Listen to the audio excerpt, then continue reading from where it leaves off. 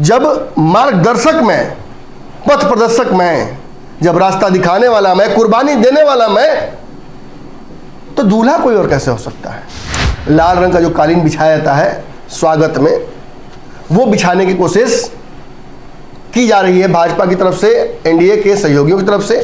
पारस ने दरअसल एक लाठी से दो शिकार किया है।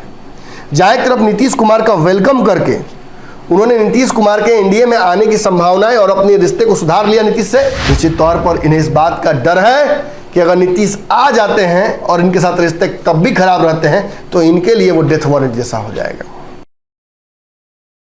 नमस्कार, भारत लाइव देख रहे हैं आप।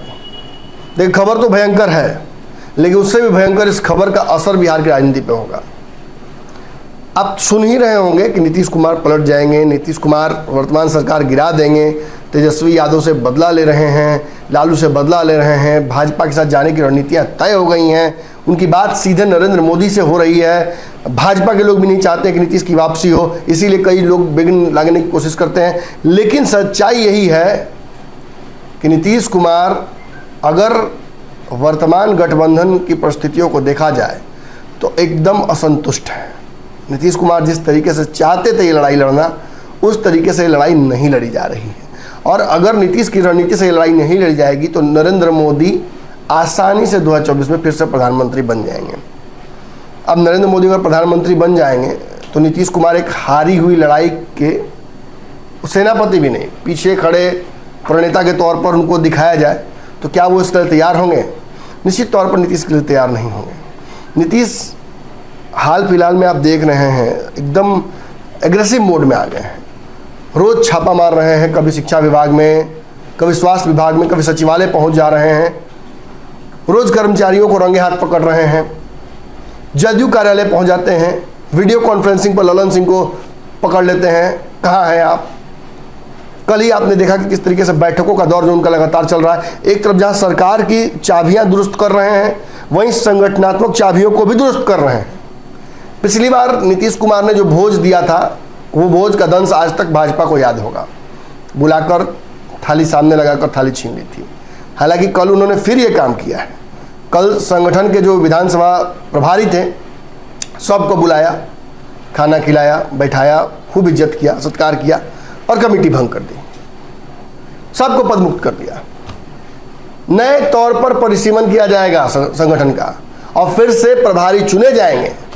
विधानसभा के, लोकसभा का चुनाव है और विधानसभा के प्रभारी चुने जा रहे हैं। मतलब समझ में आ रहा है? नीतीश की नजर लोकसभा पर अब नहीं है। एक उड़ती खबर आई, चारों खाने से आ रही खबर, नीतीश कुमार भाजपा से इस बार अंडरस्टैंडिंग करेंगे तो 30 तक सीधा सीएम बने रहने की गारंटी लेकर करेंगे। यानी नीतीश कुमार भाजपा के साथ जा सकते हैं, लेकिन शर्त इतनी बड़ी है कि शायद नरेंद्र मोदी और बिहार के भाजपा के नेताओं के बीच भी दरार हो जाए। हालांकि फिलहाल नरेंद्र मोदी की बात को कोई काटने वाला नहीं है। अमित शाह ने भी खून का घूंट पीकर बिहार में नीतीश कुमार की थोड़ी बड़ाई करके वो चले गए। लेकिन इसका मतलब ये नहीं कि 2030 तक नीतीश कुमार को मुख्यमंत्री बनाए रखने की गारंटी प्रधानमंत्री अपने दम पर दे देंगे। दे भी सकते हैं, उनकी कुर्सी भी तो दांव पर है। 24 में नरेंद्र मोदी को अगर प्रधानमंत्री बनना है तो जो महाराष्ट्र, झारखंड, दिल्ली और मध्य प्रदेश, बंगाल, इन जगहों पर सीटों का नुकसान लोकसभा का होगा, उसे बिहार में सीधे तौर पर कंपनसेट कर सकते हैं। बड़े बड़े पॉलिटिकल चाणक्य और बड़ी बड़ी एजेंसियां जो सर्वे करती हैं वो ये दावा कर रही हैं कि नीतीश और भाजपा एक साथ रहेंगे तो फिर से 39 सीटों पर जीत हो सकती है। ये बड़ी बात हो जाएगी। बिहार कंपनसेट कर देगा जो लॉस इंडिया गठबंधन की वजह से उसे, एनडीए को झेलना पड़ सकता है बड़े राज्यों में जहां उसकी सरकार नहीं है। कितनी बड़ी बात है। नीतीश कुमार को एक बार अपने पाले में कर लो, पूरा इंडिया गठबंधन आपके सामने जीरो हो जाता है।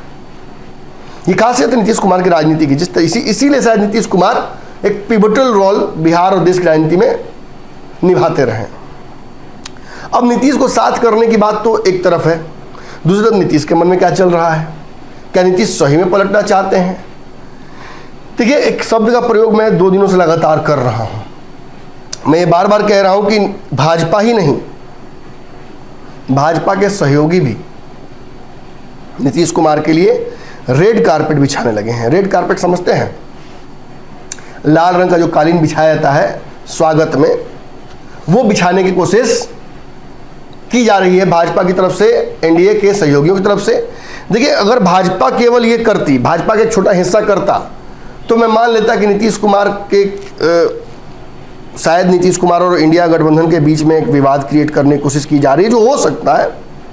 शायद नीतीश कुमार को ये भ्रम फैलाया जा रहा है उनके मन में कि आप आइए, कोई दिक्कत नहीं है, बीच रास्ते में हाथ छोड़ दिया जाए नीतीश कुमार का, ये हो सकता है। लेकिन भाजपा के सहयोगी इस खेल में भाजपा के साथ क्यों शामिल हो जाएंगे? क्यों उपेंद्र कुशवाहा अपना सारा अपमान भूलकर नीतीश कुमार के लिए लाल दरी बिछाने के, रेड कारपेट बिछाने की कोशिश करेंगे? क्यों चिराग पासवान नीतीश कुमार की सारी गलतियों को माफ कर देंगे? उनकी तो राजनीति ही नीतीश के विरोध में टिकी हुई है। क्यों मांझी जी, जो कि कुछ दिनों पहले अपमानित होकर इस गठबंधन से निकले थे कि जाओ तुम जाके देख लो अपना क्या होता है, वो क्यों कहेंगे कि नीतीश कुमार जी को अब आ जाना चाहिए? कोई ना कोई खेल तो पर्दे के पीछे हो रहा है। आप लाख आंख मूंद लीजिए, आप बहुत बड़े समर्थक हो नीतीश कुमार के, आप बहुत बड़े फैन हो बिहार के महागठबंधन के। अरे कहना है, पूरे जितने भी लोग चुनाव लड़ेंगे पूरे महागठबंधन से, सब के लिए व्यक्तिगत तौर पर अपने पैसा पर खर्चा करके आप प्रचार करने जाइएगा। लेकिन ये बात गांठ बांध लीजिए कि दूल्हा के बिना शादी नहीं होता है। कह दिया मैंने, अगर दूल्हा ही नहीं होगा तो, और आप अच्छे से जानते हैं कि बिहार में दूल्हा कौन है। देश में तो लालू यादव ने नीतीश कुमार से छल कर दिया है राहुल गांधी को दूल्हा बनाकर, लेकिन बिहार में आज भी दूल्हा नीतीश कुमार ही हैं। चलिए अब सिलसिलेवार तरीके से आपको वो चीज़ें बता देता हूं जिसकी वजह से खबर बहुत भयंकर हो जाती है। देखिए, सबसे पहली बात, नीतीश कुमार ने बिहार में मंत्रिमंडल विस्तार से अपने आप को अलग कर लिया है। अलग ही नहीं किया, बल्कि उन्होंने ये तय कर दिया कि अब बिहार में मंत्रिमंडल विस्तार नहीं होगा। ये क्यों किया उन्होंने, तो समझने की कोशिश कीजिए, पीछे जाइए, जानने की कोशिश कीजिए कि नीतीश कुमार आखिर इसके माध्यम से मैसेज क्या दे रहे हैं। नीतीश कोई भी काम, एक चाय भी पीते हैं तो उसमें भी एक मैसेज देते हैं।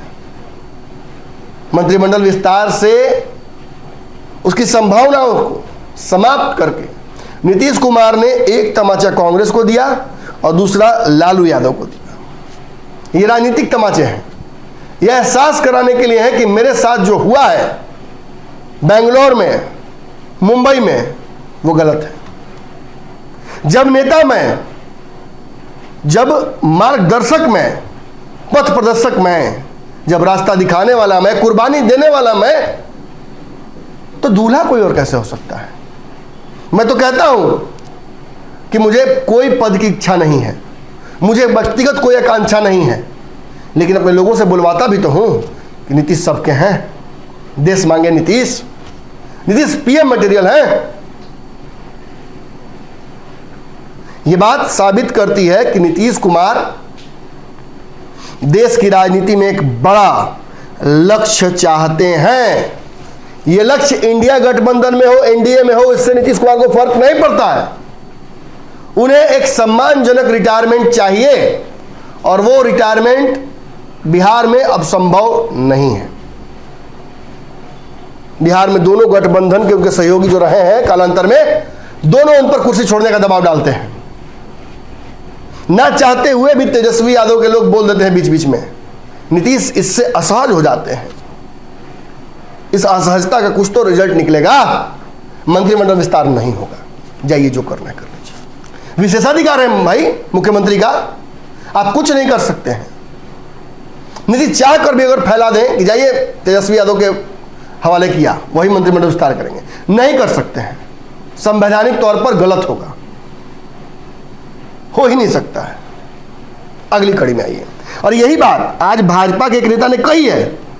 भाजपा के एक नेता ने दावा किया है कि नीतीश ने अपने अपमान का बदला इस मंत्रिमंडल के विस्तार को रोककर ले लिया है।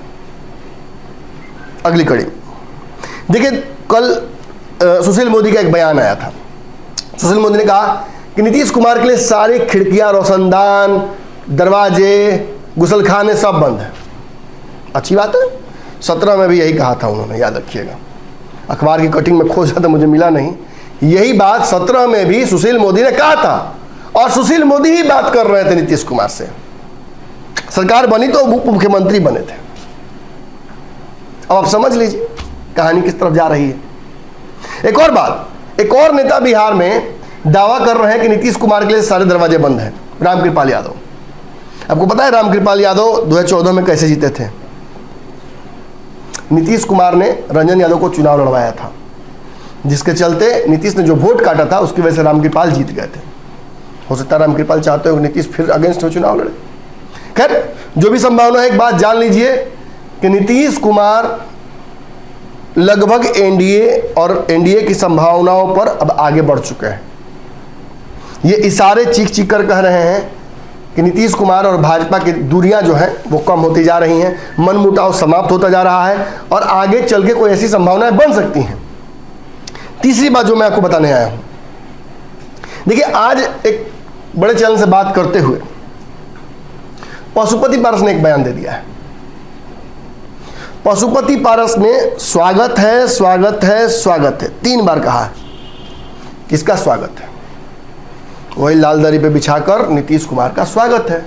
मैंने आपको याद कीजिए कुछ दिनों पहले कहा था कि मेरी बात बंद कमरे में एक बार आज से लगभग साल भर पहले हुई थी पशुपति पारस से, तो उन्होंने कहा था, ये बात सार्वजनिक तौर पर नहीं कहा था, मुझे कहा था कि नमन जी, नीतीश इतने हल्के नहीं हैं। वो जानते हैं कि उनको यादव वोट नहीं करेंगे, वो जानते हैं कि उनका जो जनाधार है वो घसकेगा और राजसत्ता रहने से लॉन्ग टर्म इसके इम्प्लीमेंटेशन इम्पैक्ट हो सकते हैं। नीतीश इतने हल्के नहीं हैं।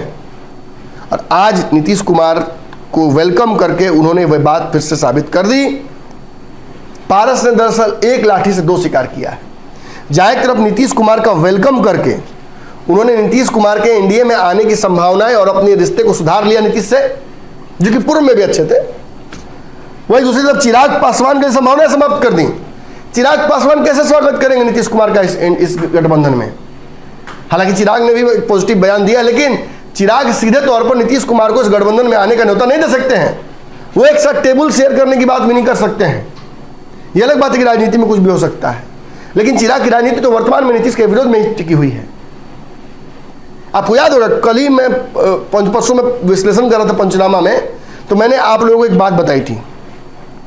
मैंने आपको कहा था कि पशुपति पारस सुभान सिंह के साथ मुलाकात करने गए हैं अमित शाह से, और अमित शाह से मुलाकात के दौरान अपनी बात नहीं उन्होंने की, उन्होंने सीधे तौर पर यह दावा कर दिया अमित शाह को कि अगर नीतीश आ रहे हैं तो मुझे कोई ऐतराज नहीं है। ये जान लीजिए कि मुझे कोई दिक्कत नहीं है। मैं मीडिया में बयान देने से पहले आपको बताना लाजमी समझूंगा कि नीतीश आते हैं तो हमारे लिए अच्छा होगा, थोड़ा ही बहुत लेकिन फायदेमंद होगा। अब जान लीजिए कि एक लाठी से पशुपति पारस ने कैसे 2 शिकार कर दिया। यही बयान कि थोड़ा ही फायदा नीतीश कुमार के आने से होगा, लेकिन होगा, उपेंद्र कुशवाहा ने भी कहा है। आज भी उपेंद्र कुशवाहा कह रहे थे कि अब नीतीश कुमार ऐसे जगह फंस गए हैं जहां से कुआं और खाई के बीच में वो हैं। ऐसे में उनको अगर कोई सहारा दे सकता है तो वो एनडीए ही है। मांझी ने तो पहले कह दिया था कि समय आ गया नीतीश कुमार की वापसी का। चिराग ने कहा था कि बिहार के बच्चे जानता है कि नीतीश कुमार अब एनडीए में वापस आ रहे हैं। ये क्या इशारे हैं? ये नीतीश की वापसी के इशारे नहीं है तो क्या है? मैं फिर कहूंगा कि अगर भाजपा बुलाती तो मैं मान भी लेता, ये बाकी के सहयोगी क्यों बुला रहे हैं? इन्हें कौन सा डर है कि 2024 में नरेंद्र मोदी की सरकार नहीं बनेगी? निश्चित तौर पर इन्हें इस बात का डर है कि अगर नीतीश आ जाते हैं और इनके साथ रिश्ते तब भी खराब रहते हैं तो इनके लिए वो डेथ वारंट जैसा हो जाएगा। एक और बड़ी संभावना जो कल हुई वो मैं बताता हूं आपको। अशोक चौधरी और ललन सिंह के बीच में एक बहुत हीटेड आर्गुमेंट हुआ। कई लोग कहेंगे कि बारे कुछ हुआ ही नहीं, ऐसी तो होती रहती है बातें। एक राष्ट्रीय अध्यक्ष पार्टी का और एक दुलरुआ नेता किसी मुख्यमंत्री का, दोनों के बीच अगर विवाद होता है तो हमने तो आरसीपी और ललन सिंह के बीच का विवाद देखा है ना, कैसे इसका रिजल्ट निकलता है, इसका अंत कैसे होता है। हालांकि ये भी बता दूं आपको जिम्मेवारी से कि कल नीतीश कुमार ने दोनों को बिठाकर मांडवली भी कराई, लेकिन जान लीजिए कि राष्ट्रीय अध्यक्ष के ऊपर जिस तरीके के आरोप लगाए गए और जो ललन सिंह ने जिस भाषा का प्रयोग किया अशोक चौधरी के लिए, ये दोनों एक गहरे घाव देते हैं और इन घावों को पटने में कम से कम समय तो लगेगा ही कुछ ना कुछ। आगे चल के दोनों को कैसे एक मंच पर बिठाएंगे नीतीश कुमार, ये भी एक बड़ी कहीं ना कहीं बड़ा सवाल है ये। और ये जान लीजिए कि ललन सिंह के खिलाफ इस पार्टी में कोई उठकर बोलने वाला फिलहाल तो नज़र नहीं आता है। ऐसे में अशोक चौधरी ने हिमाकत की है तो इसके पीछे क्या मंशा हो सकती है। कल पंचनामा मैंने समझाने की कोशिश की थी कि दरअसल इसके पीछे एक रणनीति हो सकती है कि भाजपा की तरफ खींचने का प्रयास ललन सिंह से दूर करके नीतीश कुमार को एक गुट कोशिश कर रहा है, जिसके नेता के तौर पर अशोक चौधरी आगे बढ़कर बिल्ली गले में घंटी बांध सकते हैं। चलिए, एक बड़ी बात ये रही। एक और बड़ी घटना हुई कि हरियाणा की जो रैली थी जिसमें नीतीश कुमार को जाना प्रस्तावित था, उसमें नीतीश कुमार नहीं गए। अब नीतीश नहीं गए तो क्या उसका कॉन्सिक्वेंसेस होगा ये भी आप जानते हैं। विपक्ष की बड़ी बैठक थी, वहाँ नहीं गए, G20 में चले गए, अटल जी की समाधि पर चले गए, कल दीनदयाल उपाध्याय के कार्यक्रम में चले गए। भाजपा वाला भा रहा है, अब विपक्ष वाला इनको सुहा नहीं रहा है। निश्चित तौर पर देखिए, नीतीश कुमार ने अपनी तरफ से सारे इशारे दे दिए हैं। आपको समझना हो आप समझिए, आप नहीं समझना चाहते हो तो मत समझिए। हमारा काम कमेंट्री करना है, हमारा काम रिजल्ट डिसाइड करना नहीं है कि किस तरफ नीतीश चले जाएंगे। ये फैसला मैं नहीं ले सकता, ये फैसला मेरा चैनल या बिहार का कोई भी पत्रकार नहीं ले सकता है। नीतीश को खुद फैसला करना है। वक्त से पहले खबर देने के लिए हम बदनाम रहे हैं, इसीलिए मैंने अपनी इस बदनामी में एक और तमगा आज इस खबर के माध्यम से लगा लिया। धन्यवाद। धीरे धीरे से मेरी जिंदगी में आना, धीरे धीरे से दिल को चुराना। नमस्कार, मैं अनुराधा पौडवाल 26 नवंबर को पैनोरमा स्टार सीजन 6 के कार्यक्रम में पूर्णिया बिहार आ रही हूँ। मुझे पैनोरमा ग्रुप के निर्देशक संजीव मिश्रा जी ने बुलाया है, तो हम सब मिलते हैं पैनोरमा ई होम्स में शाम 7 बजे। नमस्कार।